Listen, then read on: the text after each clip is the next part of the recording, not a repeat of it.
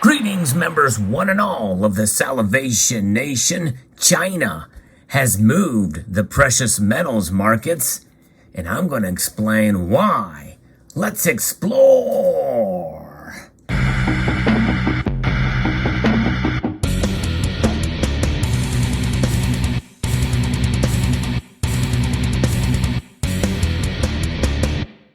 And in reality, it's the dollar that moves the markets, but the dollar is under pressure today. And I'm going to talk about some of the reasons why gold and silver popped. In fact, silver right now, as I record this video, is up over 2.3%. And gold is up only marginally, 0.8%. And there's a reason for that. We're going to talk about it here in this video.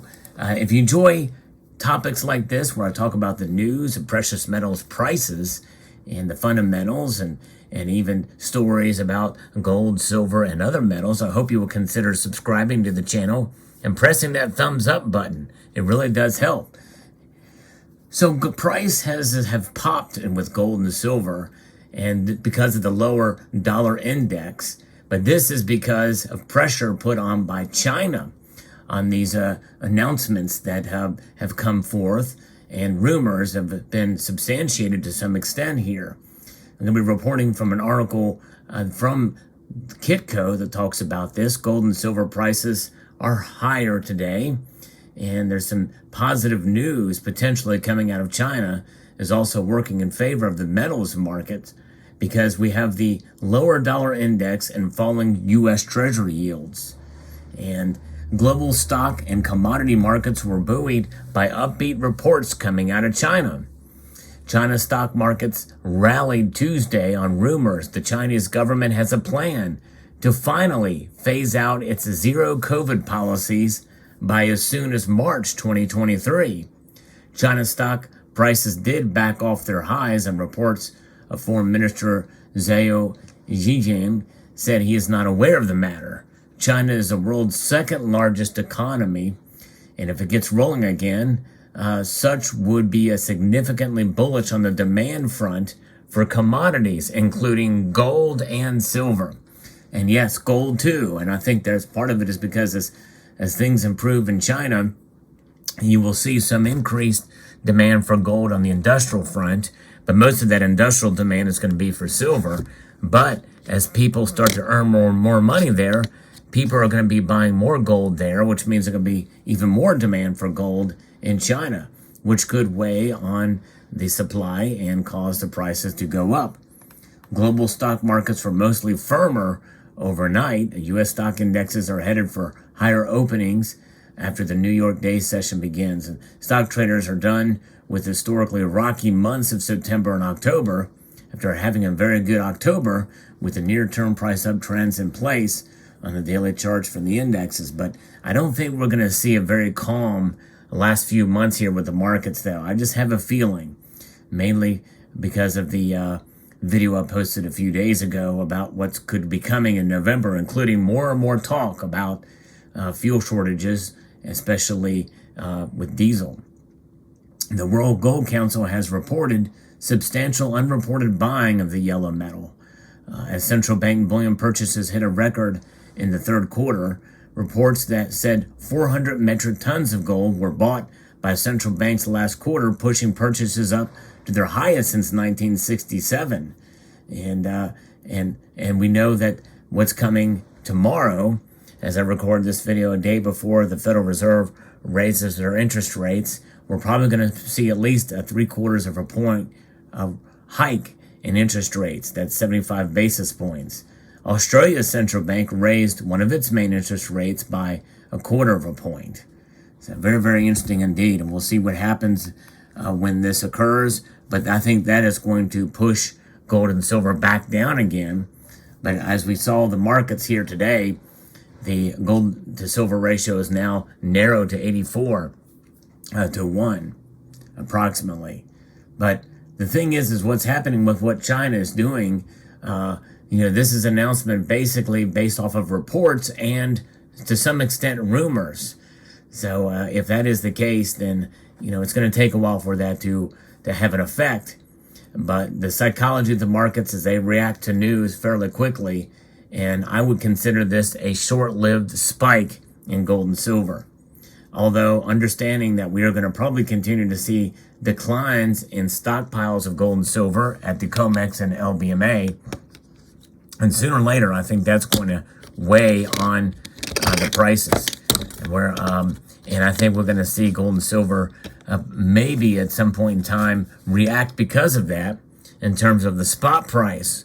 And the spot price very well may be determined by actual physical supply. Wouldn't that be something if that was the case? To where it cannot be ignored. But we already know in the physical markets, the premiums on these are high. In fact, I just talked to somebody at my local coin shop, one of the ones that I frequent, and they said that they are paying $10 above spot for Eagles and $2 above spot for privately issued bullion.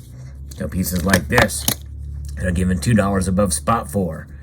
And so when you think about that, that gives you an idea that as we start to see these prices cement in, that is where the true separation of the physical and the paper markets come into play, where you can regularly get well above spot for your metals. Then you're doing very well, and you're understanding that we're starting to see a separation, which means that you should be bullish on silver and gold, by the way, for those reasons alone.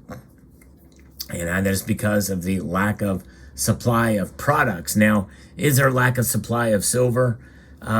Maybe not, because we are starting to see, especially if this news is true with China, they're going to ramp up production of silver. And because they're going to be ramping up production of other metals, because the vast majority of silver is mined as a byproduct of other metals out there. And that will continue to be the case. So it's very interesting to see. Now we're seeing NYMEX crude oil prices are higher and trading around $88 a barrel. And that is also going to have an effect, especially with rumors about what's going on with diesel and the shortages there. And of course, there's some nuance as well in that discussion, but nonetheless, it is a real concern, and we should be prepared for these types of activities and things that could be coming this winter. And but nonetheless, with that uncertainty, likely metals are probably going to be more sensitive to those kind of activities as we head into the winter months, especially as things continue to expand and broaden, especially what I heard about today with Norway. Norway has just opened up another, its fuel pipeline, and there is a real fear and threat that it could get sabotaged like Nord Stream. And so their military is on high alert now. And that is something that if that occurs, that's going to cause a problem, because I think that pipeline very well could supply up to 35% of Europe, or 35% of Europe's needs for heating oil and fuel. So there's a lot of different geopolitical aspects that could certainly have an effect on the metals markets.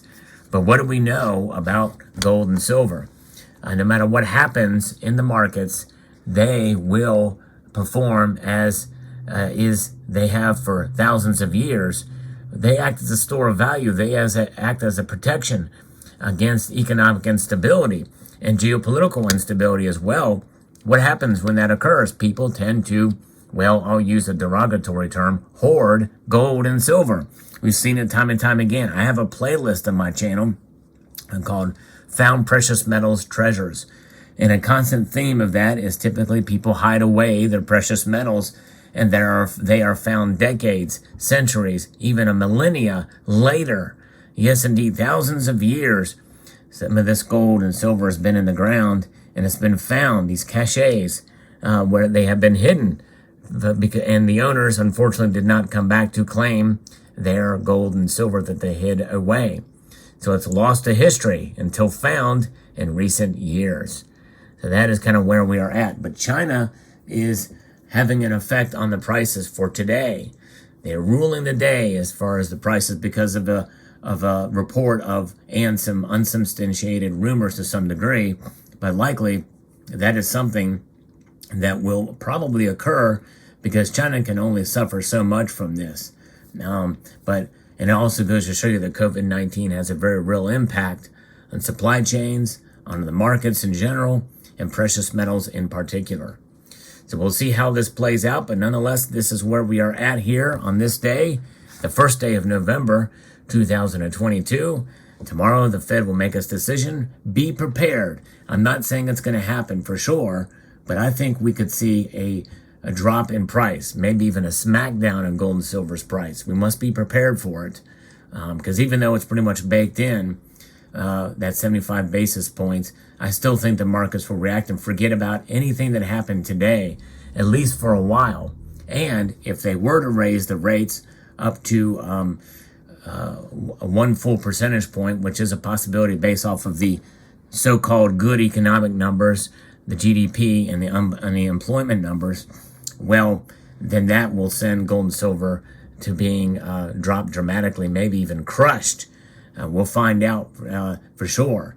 But nonetheless, we will see where things are. I'd be very curious to see what your thoughts are in the comment section below. If the Fed will raise its rates 75 basis points or 1 full percentage point, 100 basis points.